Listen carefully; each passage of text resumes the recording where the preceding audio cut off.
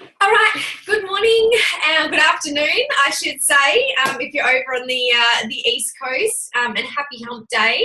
I am so excited to have the beautiful Teressa Fisk on my Zoom this morning, talking all things about bringing back balance.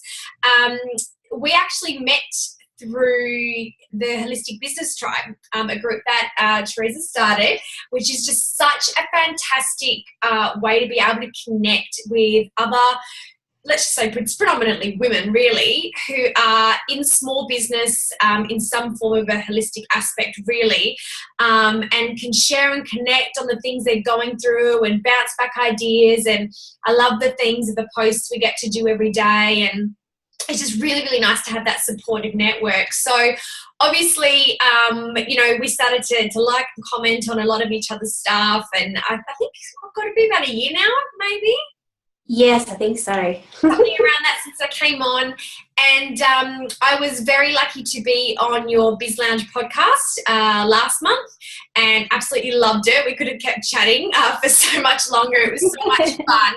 And I loved being able to share, what I do and how I work my holistic business. And I thought, you know what, I actually want to reverse this and turn it around and pay the favor back, because you have so much to give. You've been working in this industry for so long, and being able to really use your skills and knowledge to help people like myself, I guess, just develop confidence and understand how to have a personal life and professional life that, really intertwines in a lovely way. So for those of you who have hopped on and may not know me, oh, there we go, we've got a face Lee. I'll just make sure everyone's on mute. There we go. Wrong one. Perfect. Okay. So I am Carla Thomas. I'm a holistic counsellor in mind body medicine. I work with the I Quit Sugar team as an expert panelist for their 8-week online programs. I'm also a very proud Juicy advocate for the Juice Plus company. I am recently, a couple of months ago now, I became a published author of the Juicy movement. And I absolutely love to do monthly online webinars like this, showcasing women in my network who have some wonderful value in all sorts of areas that they can share and that might be helping you where you're at. So obviously today's focus is all about bringing back balance in business. Just to give you a little idea on Teressa's background. So she's a holistic business and lifestyle mentor who helps you integrate your personal and professional lives by incorporating years of health and business coaching. She helps you create strong foundations using tools that allow you to gain clarity, prevent burnout, and manage stress. Words we all love to hear. So today, I'm going to be having her share, obviously, a bit of a story, how she came to be in this role she's in today, but more importantly, be able to leave you with some business and lifestyle tips that are going to enable you to run that successful yet balanced, holistic business we also desperately want, so that you can thrive and shine within your profession. So welcome, Teressa. Thank you so much for having me. What an amazing intro. Thank you. Oh, my pleasure. I'm so big on stories, and, we connect through relationships. So to kick off this call, I would absolutely love for you to tell us a bit more about you and how you came into your foray of being a holistic business and lifestyle mentor. Yeah, absolutely. So it's a little bit of a around the block kind of story, because to be honest, I come from a very strong business background from a very, very young age, like ridiculously, like 12, I started working. And I pretty much had my first manager's job when I was 16. It was a donut king, but hey, it was somewhere to start. So pretty much every role that I was in, I was a very career-driven kind of person. And the last sort of corporate job I was in was as a finance manager for a very large bank, looking after very high-value clients like politicians and musicians and things like that. So very high value, high stress, high crazy. It was just a lot of stuff. I then had a very gorgeous little man, and my world totally just flipped, because it's like you can't really have children in the environment that I was in that workplace, because they expected you to work weekends, late, long days, etc. So I got to this really pivotal point, I think, in my career, where I just wanted to focus on giving my son a better life than I had sort of had myself when I was little. My mum and dad worked so hard, we never seen them. And I really wanted to change that. And I also wanted to do something that was more fulfilling for me in my life. The bank just wasn't really filling that for me. So look, I went on this little mission. I quit my job, which is something I never have done in my life, because I'm such a nerdy girl and always need security. But I quit my job, found this amazing health coaching course, which I was always into my health and fitness, so decided that health coaching was probably the way to go.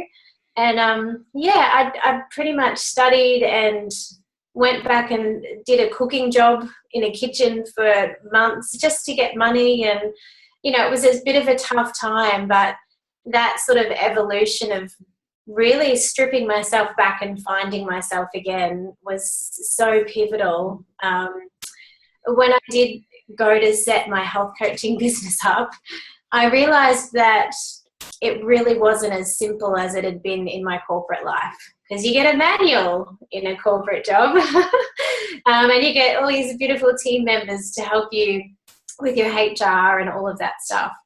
So I did struggle at the start with my business, but that sort of made me very much one of those people that wanted to investigate everything. So while my beautiful other colleagues, health coaches, were out finding clients, I was being the nerd and working out how to build my website and working out what an autoresponder was. So sort of taken me, I ended up having to go back and get a full-time job, because I couldn't get clients as a health coach because I was paying attention on other things. But in that same sort of sense, that full-time job taught me so much other amazing tech things. And then an opportunity came where I could help other health coaches set their business up with all those things that I'd learned. So, it's been a bit of a, start from point A, go right around the block and come back to point A kind of thing. So now I am able to help, holistic entrepreneurs and busy business people set their businesses up. But I can also bring in those elements of the health coaching that I know and love, so that I can help people prevent the burnout side as well, which we all seem to go down that track at some point in our lovely busy lives. So, yeah. I love that story, because I don't know all the ins and outs. So, in that you just, shared. And you're right, even the best of us who, really do aim to practice what we preach, we need reminding. It's very easy when you run your own business, especially when you are passionate about it, to forget to put those boundaries in place and let life and work just, completely cover each other. But, what I love is so often, we can sit there thinking, I wish I had found this earlier, I wish I'd done it earlier. But like you said, it was your skills that you had learned from those previous jobs that really gave you that foundation to do what you do now anyway. So it was an absolute blessing.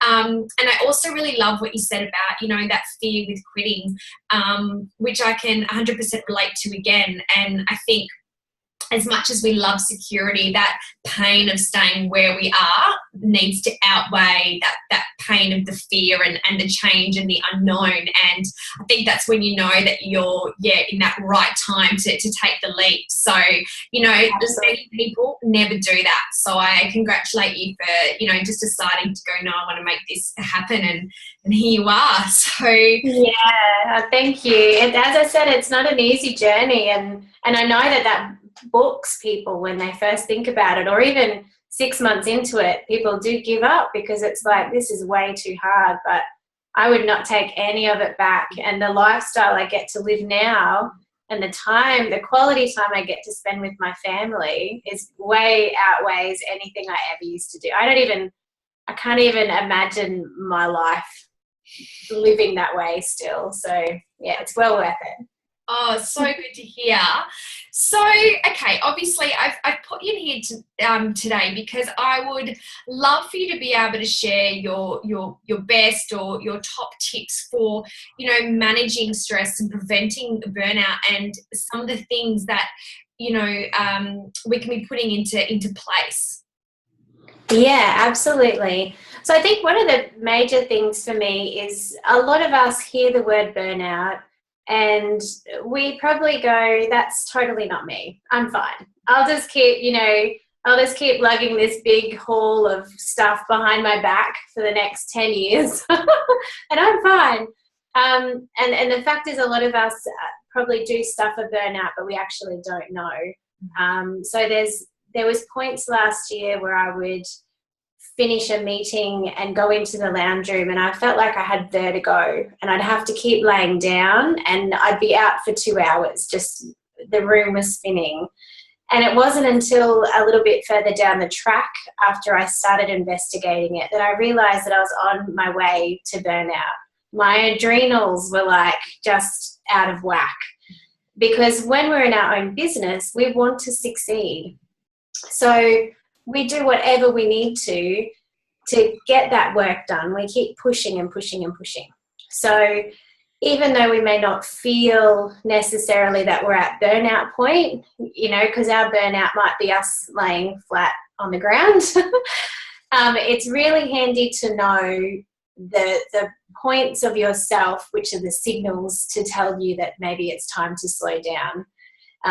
And a lot of what I'm finding with a lot of my clients is that because it is our own business and it is a part of ourselves, we very much put all of our spare time into that business.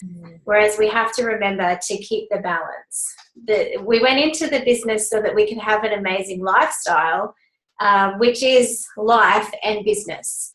So one of my best sort of tips would be to make sure that your day is not just all about business.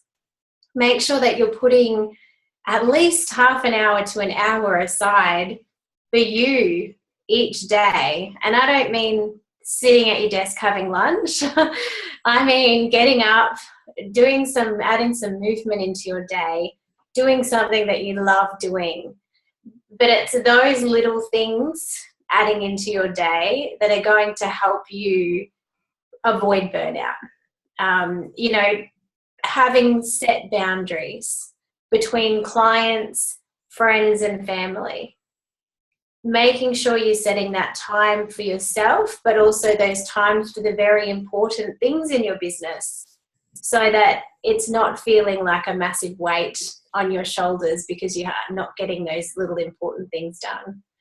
So really, just putting these little things in place, like setting new rituals and time blocking, they are huge to be able to help prevent you from burning out in the long run. Yeah. I love some of those points that you had, and I just want to reiterate and add to them. I think really important, get to know your signs. And we all know them. We can see what's happening on. You might be more snappy more than usual. You might be finding doing work, just getting motivated, more challenging than usual. You might be more tired than usual and frustrated with things. They're all the signs that are showing you need to have that bit of a step back, or getting sick all the time. And I think also, as you said, it is knowing your own boundaries because everyone's are different, and these days with online and social media we can do the comparison game, but it's all going to work differently. Some people can thrive working 12 hours a day and be fine, others just going to absolutely kill them. So I think it's knowing what your set boundaries are. I love what you said about having 30 minutes to 1 hour for you every day. I know it's so important. That for me, that's my morning time. That's my stretch and my PD. That might be my gym. And if that's what I've been able to do for me that day, great. It might have been dinner or my husband or just something, but it makes you look forward to when you do get to work again. If you never stop, there's no chance to go, I can't wait to work on that today. And just finally, you know, what you said about, you know, the having the rituals and time blocking, because we're so taught, especially women, to be multitaskers, but it's actually the worst thing you can be doing in business. Absolutely. One thing at a time. Because most successful people in business, and I was listening to Darren Hardy this morning talk about it, he said they don't get the most done in the day, they just get the important things done in the day.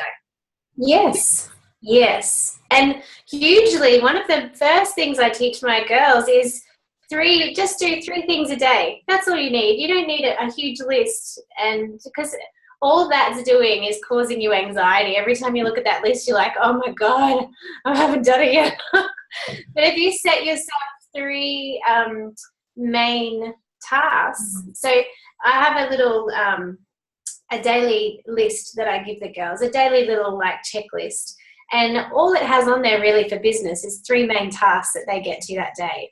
Then it's got, you know, what did you eat today? What was your movement? What was your water? Because it's not just about business. Business took up about this much on that A4 part of like A4 sheet of paper. But it's, if you've just set 3 tasks for yourself, it's so achievable. And yeah, if you get through those 3 tasks, then go and do some more or go and have extra time for yourself. But definitely multitasking is so like 1990s and being busy is so not cool anymore. So it's about, you know, balance and lifestyle instead. Absolutely. And I think that's just, it's so true. And I love that's part of in the Holistic Business Tribe, your Monday theme is the 3 main tasks, you know, and it's such a good reminder of what were the important key components for that day. Because we can be like that. We can create a list, and I'm no different. I'm looking at, you know, one today. But I think what I've learned now is once upon a time, I needed everything ticked off. Whereas now I keep looking, right, what's more important next? What's more important next? Like if that doesn't get worked on today, that's okay, that gets done tomorrow. Like it's all right to not tick everything off, but what do you need to be able to let go once your work hours are done today and feel at ease? So I love that it's all going back to the less is more aspect of things, and being busy doesn't mean being productive. No, that's right. It doesn't. And I think, you know, it is something that is very ingrained in us. And my mum was the same. She was always working multiple jobs and very busy kind of lady. And she definitely is still the same kind of lady now. And I think she sort of looks at what I do and she goes, really, how do you do that? How do you not work all day? But it is a very hard thing to reprogram. But once you realize that you don't need to, you really don't need to get to what you want to achieve. Everyone's very different, of course. It's a very personal thing.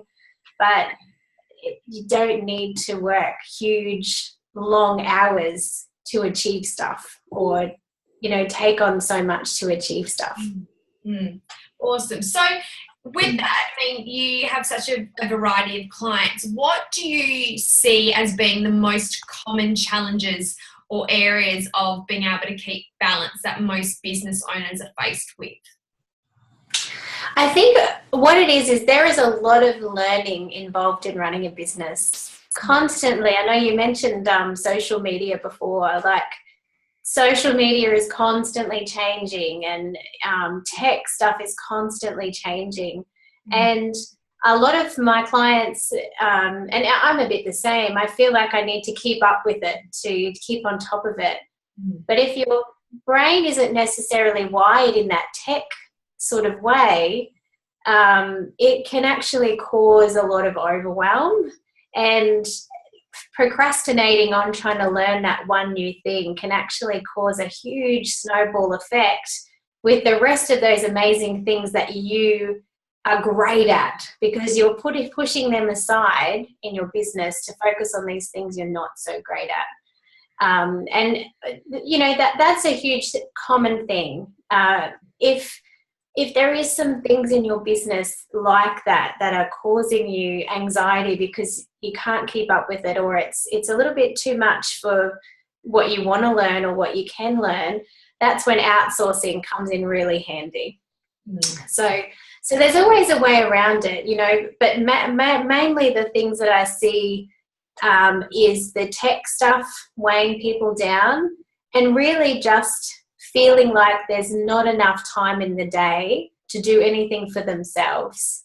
And that, I feel, is not true. I know it's not true, actually. There's always time in the day for you. Yeah. So is it just about not really having a schedule and sticking to it, or not creating that time, as you said, for you to begin with? Because that's what we can do a lot. We can say, I'm going to do this, this, and this, and then we kind of work longer in that, or break that, or go over, because we don't have a shut the office kind of time. Yeah. You know, what's your biggest, I guess, piece of advice when it comes to time management then? Yeah. Look, because of my background, we were very much taught to schedule. Everything was scheduled. Our calendar ran our life, basically. And as much as when I left the bank, I wanted nothing to do with anything I was ever taught, a lot of that stuff really comes in handy. And for me, my calendar is really what sort of runs everything for me. And it's not in a, you know, robot-y kind of way. It's actually in a really cool way. I have the gym blocked out. And I have that blocked out because I know that's me time and nobody else. And I don't necessarily have to go to the gym. I go and do something for me. But I have the gym blocked out. I have things for my son blocked out. I have blogging blocked out because it's something that I really don't enjoy doing. But I block it out so that I can focus on it. You know, so for me, time blocking and setting those time boundaries is huge for me, fitting that time in for myself. When I wasn't using that system and I didn't have any sort of schedule, that is when I had no time for me and I wasn't getting anything done. I was just constantly pushing. I just was pushing up a hill, basically, just, you know, chasing my tail because there was no structure. Now, everyone's very different, but I feel if you're running a business, it really does need that element of structure to be able to stay on top of things. Absolutely. And I think that's the biggest thing, scheduling, especially for those who have multiple things on. You know, sometimes when you have more flexibility, like I know coming out of where I was full-time working, studying and dancing, like I was so down to a T with where I could fit working on like my passion project, my part-time, you know, plan B. Yeah. But then all of a sudden when I quit work, it was like I have all this time during the day. It takes a while to go, okay, yeah, but you actually still have to like put things in or plan them as such. So sometimes actually having more makes us have to be really strict with our time because we don't have all the time in the day. And I find sometimes, especially if I'm away, for example, overseas and I still need to get to stuff, I set myself an hour and I'm like, boom, boom, boom, boom, boom, because then I want to go out and explore. Whereas at home, that would have taken 2 hours to just be like, da, da, da. Yes. So, yeah, I really get what you say with the whole, you know, really needing to keep to a schedule when you run your own life and your business. And I think too, as you said, we can get really caught up on the things that aren't our strengths in the business. And it's not to say you don't kind of, you know, try and expand, learn a little bit of your skills. But again, like for example, I am not creative with arty-farty flyers and graphics, terrible, but give me wording, love it. And I definitely am terrible at tech stuff. So I have a VA to put together stuff. You know, that allows me to then go work on the stuff I am good at. Absolutely. And it's more fun that way. It's so much more fun that way. Yes, absolutely. And I think that's really important. You know, we can get this habit, and you might see this. One of the challenges, I'm sure, is that when we do work for ourselves, we want to do everything for ourselves and we forget to ask for help. Yes. I think women in general, it's another thing that's really ingrained in us. We carry it all on our shoulders and we just power through because that's what we've been brought up to do. And asking for help is like a, you know, dint in our armor, like, oh no, we're fine. But this is a huge lesson. And I know you know that I've been sick just recently. Because I have my son and I'm a single mum, I actually went through a huge new lesson. I've been asking for help in my business, but personally, I still haven't been asking for help. So I had a moment last week where I probably needed to go to the hospital, but I didn't know who to ask for help. I did, but I didn't want to, because then I was like, well, what's that going to make me look like? So no matter where you are in your life or your business, it's still a learning thing, but learning to be able to ask for help and allow people who have been there and done it to give you a hand. It's definitely not you showing failure or anything. It's actually you showing strength. To be able to work and collaborate with other people to help you move forward and up.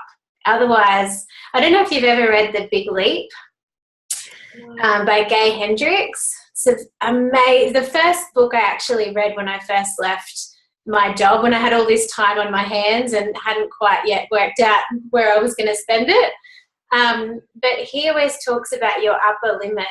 And unless you keep pushing that upper limit, you're really just hanging out here and you're not growing, and you're not sort of pushing the boundaries. So asking for help and collaborating with other people allows you to push those limits and learn new things and grow. So it's a huge thing that, we learn, but yeah, asking for help is definitely not a bad thing. It's a great thing. Absolutely. And, like I can say, I'm very much within my holistic clients and also within my team and my business, which is Plus, very much about you need to raise your hands like this, because someone doesn't know you need help unless you tell them. They're not going to have to ring and ask every single day.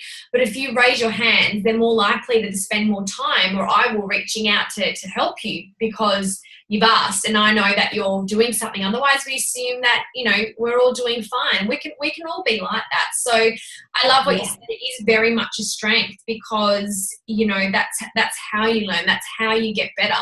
And people want to help you. So be that professional and personally. So I love that.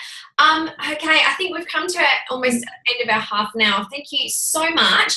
I would love for you to share how people can find you, what you have going on between your podcast, your group, etc., and if they want to contact you to find out more about your business. Yeah, perfect. Thank you so much. So I know you mentioned the Holistic Biz Tribe, which is my Facebook group, and that's very much for holistic entrepreneurs to sort of come and collaborate and grow and learn from each other, because as we were saying, there's so much to be learned about, having a business. So it's really great to be able to reach out to other people. The Holistic Biz Lounge is the podcast, and there is an amazing episode on there with Carla from, I think it was the last 2 episodes ago. So make sure you head over there and listen to that as well. And then my huge passion project is obviously the Balanced Entrepreneurs space, which is a beautiful community that I've grown. It has resources in there for business and lifestyle, and it's really all about working out ways that we can run a successful business and also look after ourselves, prevent the burnout, and really just grow and sort of be the best person we can be. So you can find out more information about that at balancedentrepreneur.space. And that's it. Beautiful.